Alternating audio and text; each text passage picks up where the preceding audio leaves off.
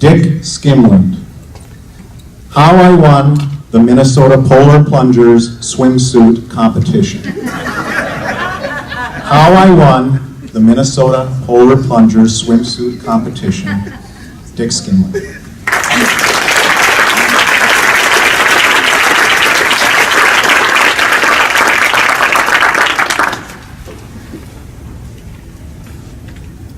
Mr. Toastmaster, fellow Toastmasters, most welcome guests, and especially you winter sports enthusiasts out there.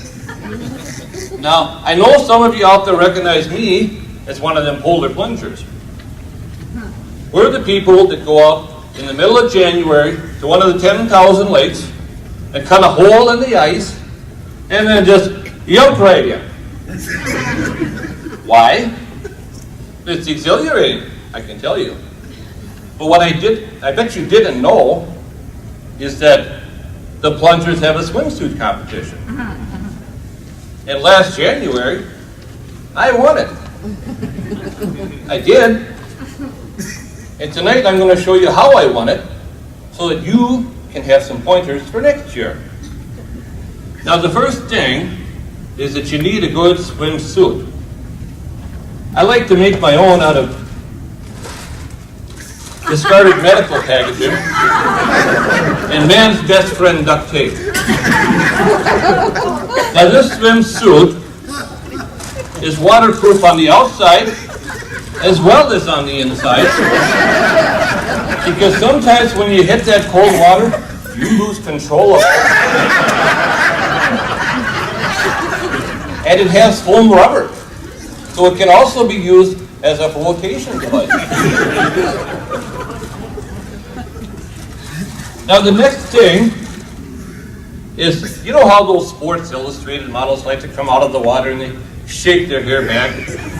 That's kind of sexy. Of course, if you do that in Minnesota, your hair tends to snap off at the scalp. So to get around that, I got one of these long handle stocking caps, and I get the same effect.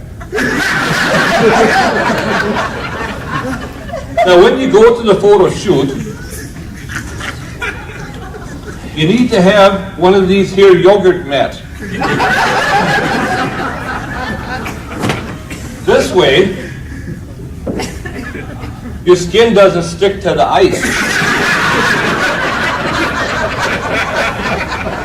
Now they like to take a lot of pictures of you at the shoot eating the local food. I like to bring a nice, hot, steaming plate of lutefisk.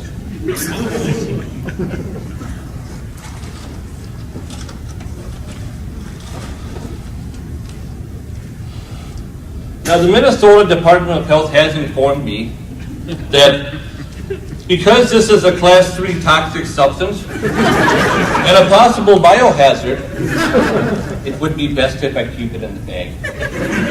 So you'll just have to visualize with me what a tasty and delicious treat it is. So.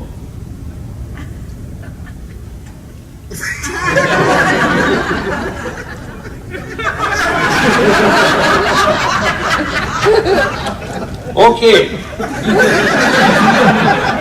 If you want to win these competitions, you can't be just another pretty face. You've got to do something useful too. So I bring my saw.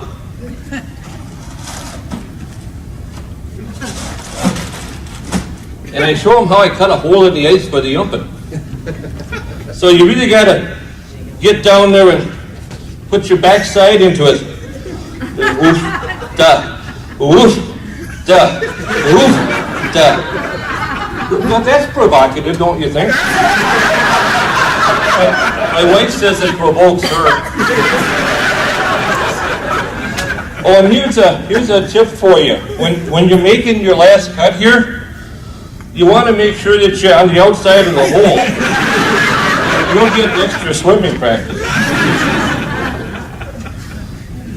So, some of you may still not be convinced, so I brought this certificate they gave me. Now, I don't read so good, but they tell me it really sums up my accomplishment. And I know some of you can't see this, so I'll tell you what it says. Our contest winner Dick Skimland, has brain freeze from all that jumping in the water. I think it means that I'm really cool. So before I go, I want to give you one piece of advice that people are always telling me, and I want to share it with you. And it's this. Hey Dick, why don't you go jump in the lake? And so I did, and I want you to do the same. And see you next year, and have a good time, Mr. Toastmaster.